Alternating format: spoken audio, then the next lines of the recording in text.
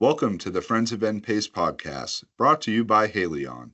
As a leading global consumer healthcare company, Haleon is dedicated to delivering better everyday health with humanity. Known for trusted brands like Advil, Excedrin, and Voltaren, Haleon leverages science, innovation, and human understanding. Haleon is proud to collaborate with NPACE to educate healthcare professionals about our pain portfolio and the latest healthcare information. For more information, visit www.haleonhealthpartners.com.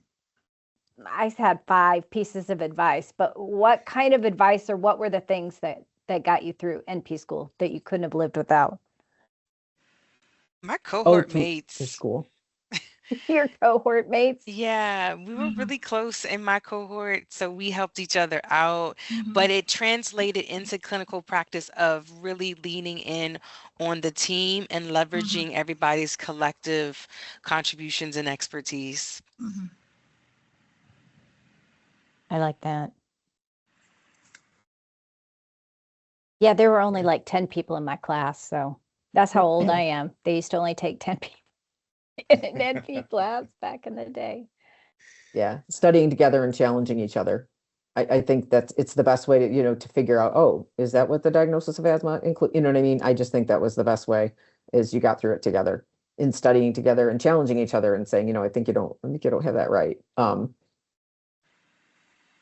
I totally agree. What else helped you survive? For me, survival was all about my support system.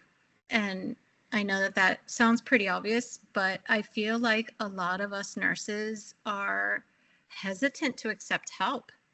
And to get through that advanced practice program, you need help. I couldn't have done it without my husband. I couldn't have done it without my parents for childcare pickup, ordering pizza, whatever, helping me with laundry. I used to put a sign on the door and lock myself in the office, FNP in progress, DNP in progress. And the kids knew mom's busy, go to dad, go to grandma, whatever. Tap into your support system, use them. They are happy to help. Take the help. I'll say time management for me. Because like I said, I had a newborn at the time, right in the middle of school. So I had a time management and, I had to spend time with the child. My wife is going crazy. And I was always in school. Even to this day, my daughter always said, "You're always busy." She's known me be busy from the time she was born. So she's used to me being busy with school. So time management, prioritizing your time, making sure you self-care.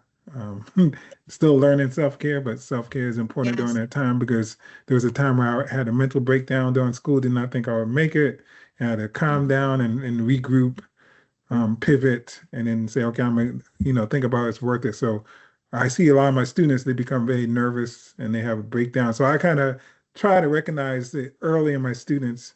And those that are willing, I'll talk to them how to, manage their time and prioritize what's important and then make a important decision whether to stay in the program or take a break to handle whatever may be holding them back. Or you have to make these adjustments, but still prioritize your time. Don't push back those things that are important to you because those school can wait, but your family, you never know. You cannot take back time, valuable time that you have with your family. And even on a day-to-day, I think it's important for them to disconnect from the studying, the textbooks, the assignments, the SOAP notes, all of it. Take 10 minutes, 15 minutes. I tell them that's not going to make or break your grade. Go on a walk. Go read a book that's not a textbook. Go art, listen to music, work out, whatever. Just disconnect from it all. You'd be surprised what 10, 15 minutes a day will do to recharge your batteries and just kind of, renew the energies a little bit. Yeah, to add on to Dwayne's comments, I frankly had a panic attack my senior year of my NP program. Absolute fallout. Luckily, I was dating a shrink, so he recognized it for what it was, and kind of talked me down a little. But truthfully, we had to dial it back to I would take in class 1 week at a time.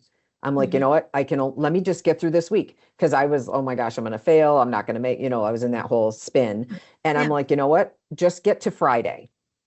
And then if you make it to Friday, then talk about next Friday. And if somewhere along the lane you don't and you fail, I guess that's a whole other conversation. But it just helped to not have this huge like 6 months looming ahead of me, and just be like, you know what, I'm going to get to the end of the week and see where I'm at. And then I'm going to get to the end of next week, and truncating it like that significantly reduced my stress level. Significantly. You guys bring up a good point, and maybe I would like to circle to this, and I'm going to get tangential about, we've hit on it briefly, and that's the culture of failure in healthcare. Like, sometimes you're going to fail, and it's okay to fail a course, or it's okay to drop a course, or it's okay to step out of a program for a semester if you need to. Do you ever have that discussion with NP students, or do you think they need to hear it? Because somebody's going to fail. Like, yes, I can tell you, I had some students that had a really sick family member that eventually passed away.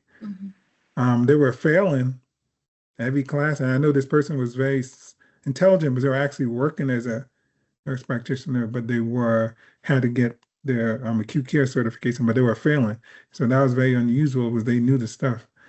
So I had a talk with them, and I encouraged them, say it's okay to take a break. You need your brain to grieve what's going on. I know you were close to this person, so take a break. And I encouraged them to take a break, because it's clearly evident they weren't paying attention. They were missing assignments.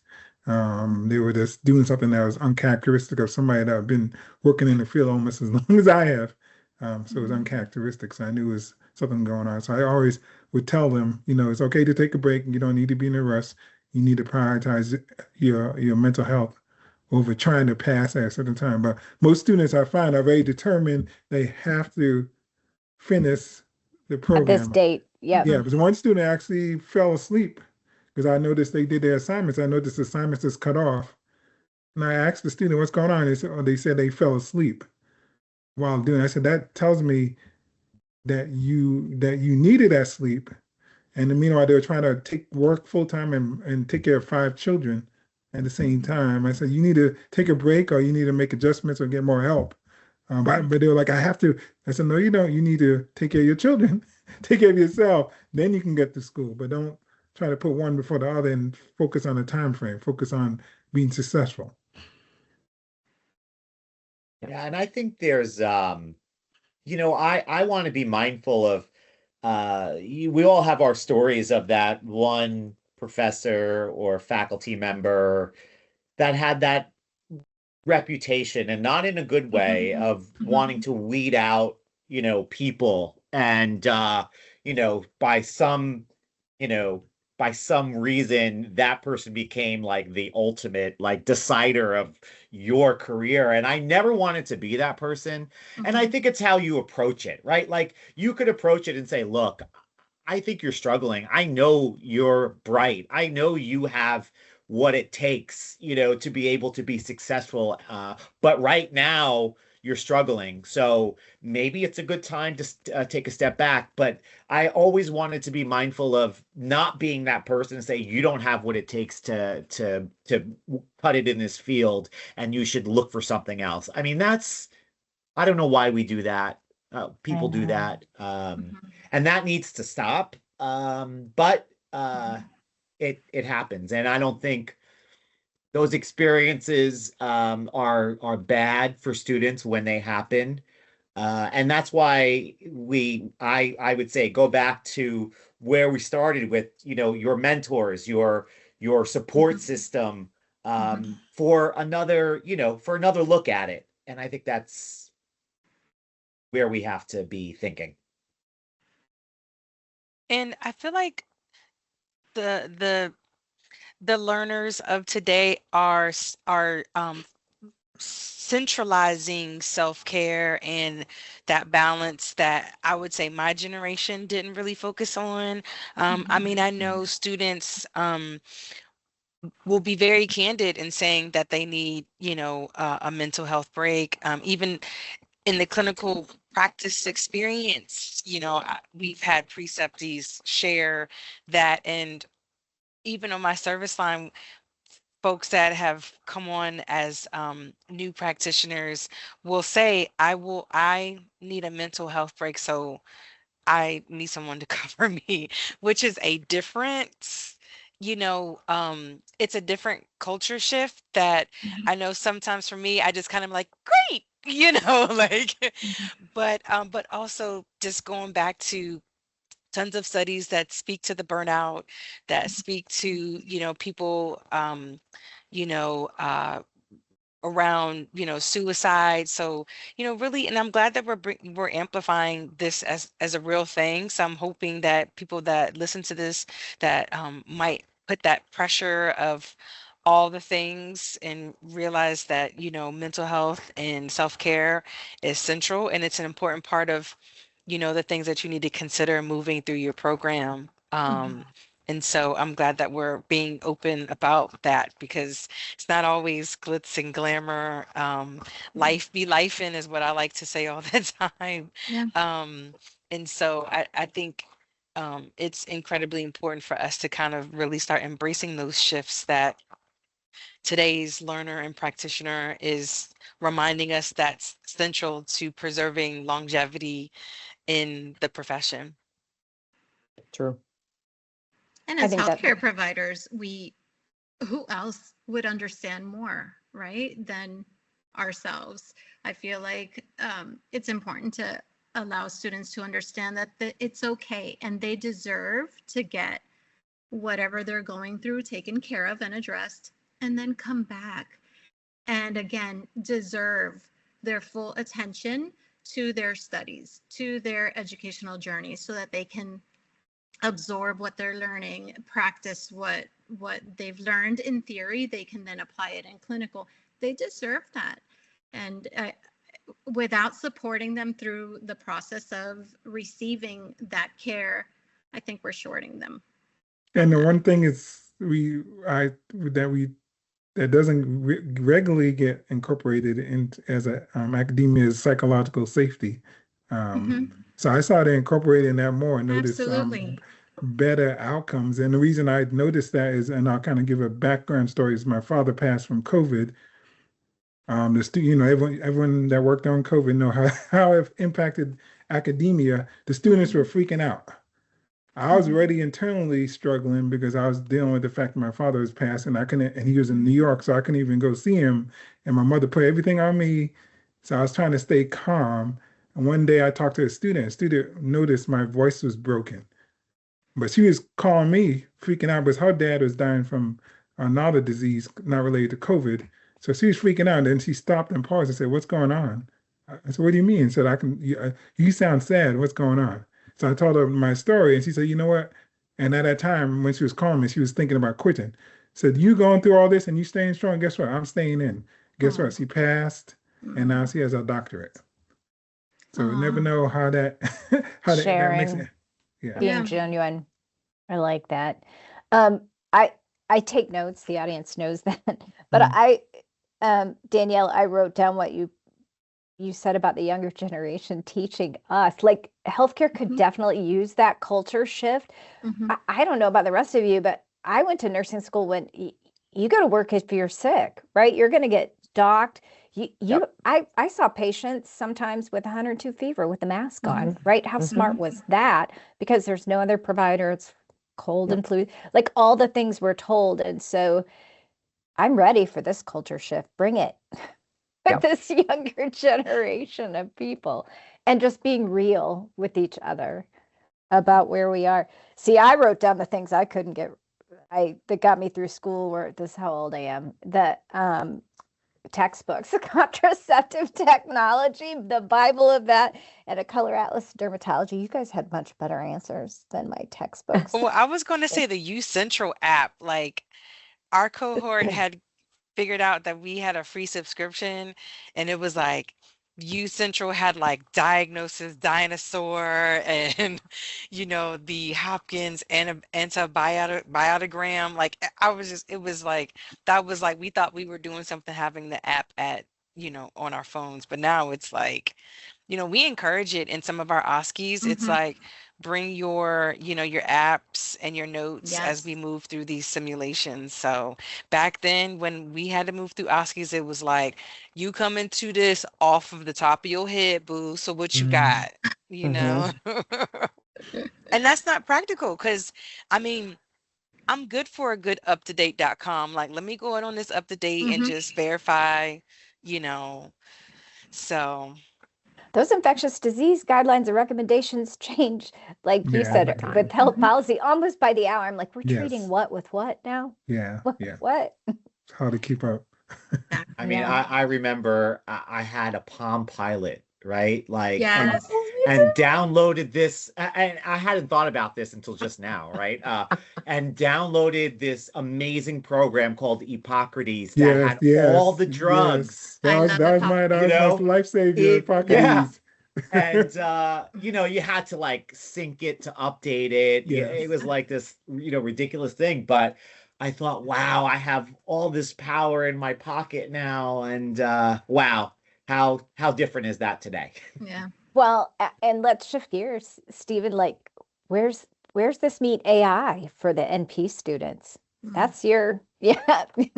It is my thing. So I think AI, and I always like to share why I believe AI is important for me, because it's my belief in the end it will make me a better clinician. It's Mhm. not going to take my job, it's not going to take your job. Mhm. But those who can use AI versus those who are going to shun it and say that's not me, there's going to be a gap. And I think where we are today is, there's no rules, there's no like guidelines on how to use this, and everybody is in a state of chaos, is truly what I believe. And my work recently has been trying to get faculties together, and let's get on the same page as a faculty so that we have a cohesive idea of how we will integrate AI in what courses we can, what courses we shouldn't, and then make sure that we can tell our students that story, right? Because it's a powerful technology. Mhm. It is not fail proof. It makes up a lot of things too. Um, it's sycophantic at times. You're the greatest ever, and that's not reality. So we have all these factors, and I sympathize for what students are going through today with AI. Can they? Can't they? And people who just are too busy to want to learn how to use it, but you have to, because it's here, and people are using it. ChatGPT has over 800 million users each and every week. 800 million users. So don't think people aren't using it, because it is being used. And how when was those last stats? Because I heard some, there's some bleeding of those users recently.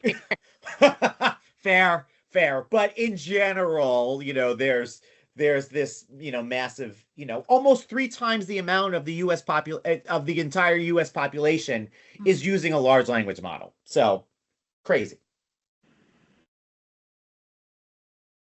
No, I appreciate that. And I do think someone explained it to me this way, Stephen, because when I got a bachelor's degree and I took statistics, I did all of those calculations by hand. Mm. And when I got a graduate degree, we had SPSS, and I could do more powerful calculations and more powerful research. It was still my research, but knowing like I couldn't break this rule and I couldn't do this, and the data wouldn't be right if I did that, and so learning to navigate that, or learning like what's life now without Google Maps.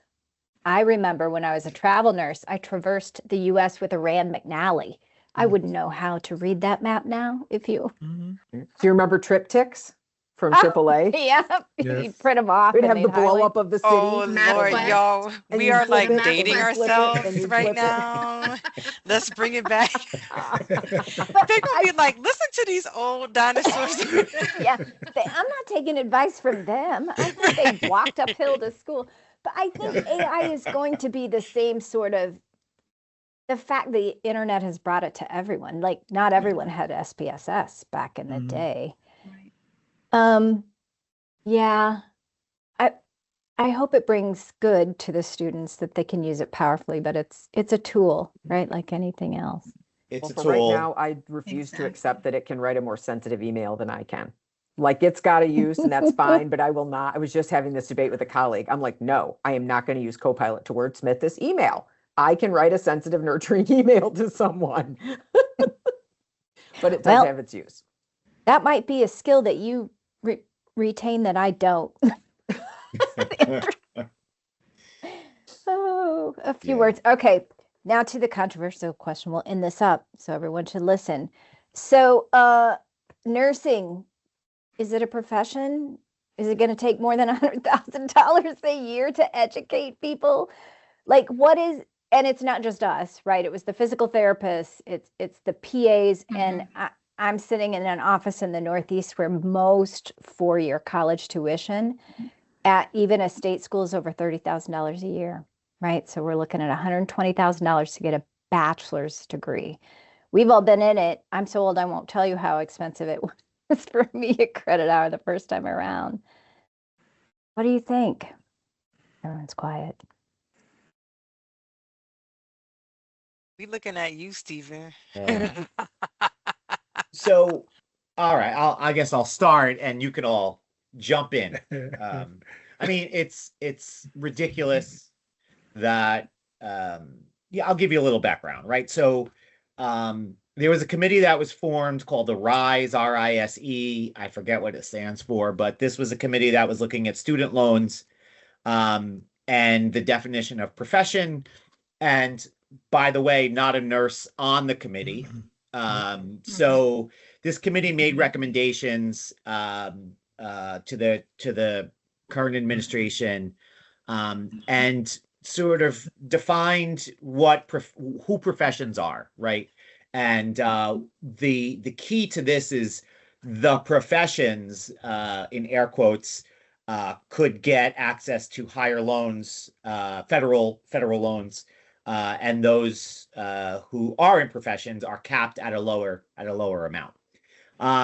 So, you know, a lot has been talked about when that proposal first came out, that nursing is no longer a profession. The real, you know, key to this is that it's tied to federal aid, all right, and federal student loans. And, you know, while we can debate if school is too expensive, right? It is. I'll say it. School is expensive. But this is not the way to reduce costs and, you know, create, you know, cheaper school. It's going to create those people who want to go to school and become nurse practitioners, advanced practice nurses. They're going to find alternative ways. They're going to find predatory loaners, right? That are going to charge crazy interest and not have like all the like the you know, where you could put a loan on hold, Deferments. right? Yeah, deferments. Yes, yeah. thank you. So that's going to happen at a time when we need as many healthcare providers, frontline healthcare providers, providing access to critical healthcare services than we ever needed before. So it's very short-sighted, and I hope, well, now the comment period is closed, but there was a 31-day window on regulations.gov that people could, anyone could submit a comment, for or against, and there were efforts to have people write in and say, you know, this would have affected me as a student if I didn't have federal student loans. So hopefully common sense will prevail. I don't know.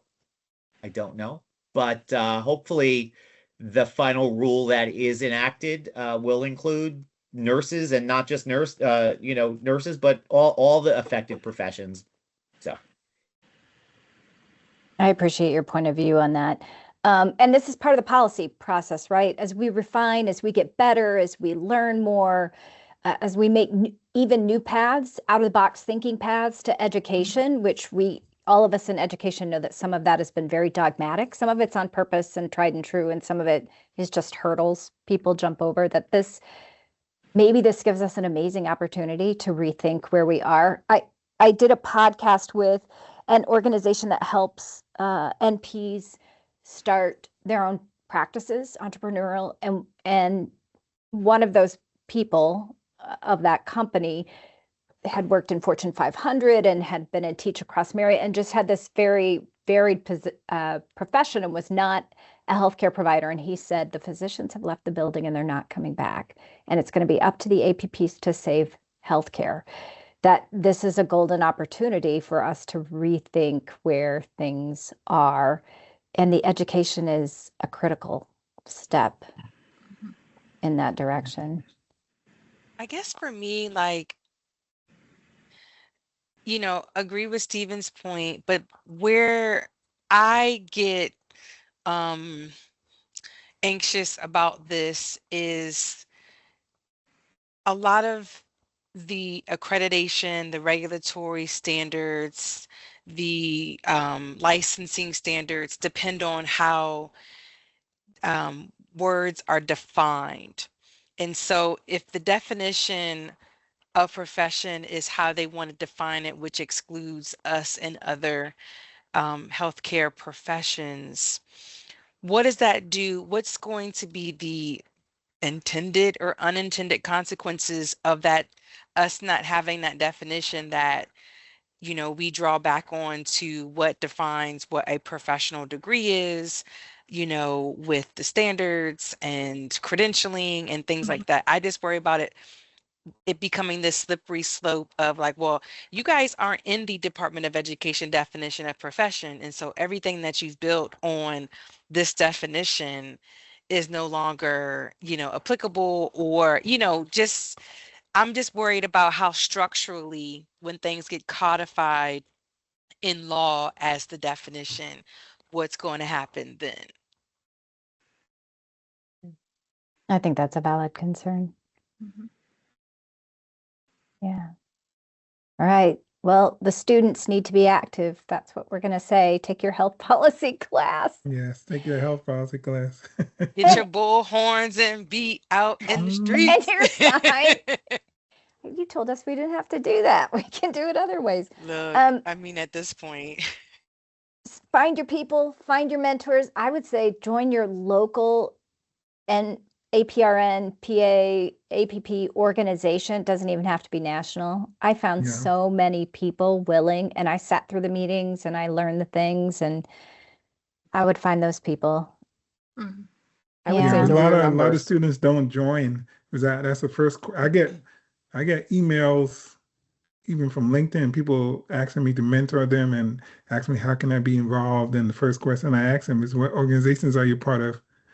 And they get all quiet. And I said, oh, but I pay dues. As no, anything. So a lot of them not even in a place where they can be informed or educated or trained or mentored, because that's the biggest issue. So I try to do what I can, say, hey, join these organizations. I can tell you for a fact, the majority of my students, if I ask them, I did a survey, what organizations are you part of? Are you active?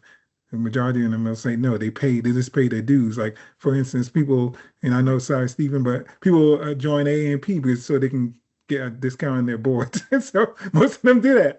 I said, have you been to a meeting? Have you been to a, no, I just pay so I can get a discount on my boards. So they're not really active. And when I tell them what ANP does, they're like, oh, y'all do that? Y'all do this? Okay. So they're not even really, the best word to describe most of them are apathetic in general. Students in general are apathetic because they just want to get their nurse practitioner degree and just work somewhere, but they're not involved. So that's why I think, to me, as my job, I try to, show my face and then So get involved early. Yeah. I would say know your numbers. When you join when you join a practice, know exactly how much revenue you're generating for that practice, how many patients you're seeing a year, and then in your local area and in your state, what is the impact of nurse practitioners financially, and the humanistic level on what they are contributing so that you can have those conversations. Because a lot of times people want to talk about the numbers in business, and I'm totally fine with that because in some regards, healthcare is a business. But you need to be able to speak to it. This is what I generated for this practice last year. This is what NPs generate revenue-wise for practices across the state. And here's the impact on care. Here's the number of hypertension patients that are treated. This is what our impact is, and be able to speak to it with data. I like that. Know your numbers. Know your numbers. I stole Know that your from worth. Shark Tank. I think But it's it's true. great. Yeah. Nope. Absolutely. I think that's one thing too, we don't delve into because maybe we don't feel like we have enough time. And education is business numbers, right? Teaching people how to find Mhm. all of those. Any parting words of wisdom, everyone? I guess for me is just reinforcing folks' decision to choose nursing and to choose advanced practice. For me, it's been one of the best experiences, and I'm biased, but I feel like nursing, despite all the stuff associated with it, is one of the best professions that anyone can ever engage in, because you literally can do anything with your nursing path. I never thought that I would be somebody's dean in a nursing school. When I first started as a baby nurse back in 2003, let alone be an acute care nurse practitioner, like taking care of the most critically ill patients in Washington, D.C. So I just want to affirm, those that are listening, that are students, your decision in choosing this pathway, and just be open to the experiences that come along, and don't be so rigid or prescriptive, no pun intended, to one pathway in this profession, because it is so vast and so wide. And just be open to the possibilities, and recognizing that you're going to be evolving and reinventing yourself as you move through your profession. So just be open and be excited about that process. Agreed. Stay I open have to, some. sorry. Go ahead. Go ahead. Thank you. Just stay open to learning. The transition to becoming a nurse practitioner, or even practicing as a nurse practitioner, it can feel overwhelming, but give yourself permission to be a beginner and allow yourself to just develop that confidence with practice and reflection. Quite honestly, thinking back, what could I have done better? And that will continue to push the evolution even further. I was about to say your network is your net worth. So Daniel's dancer, because that's what we usually say. So I can tell you, when I graduated nursing, nurse practitioner school, I never applied for a job. I always got approached. For every job I have up to this day, I've been approached because of my network. So I got approached for a job at the VA because I made an impression. Yes. At the VA, then I got approached for my job at Prisma because I was actually heavily sought after. I got approached at my academia job because of people I knew. So your network is your net worth.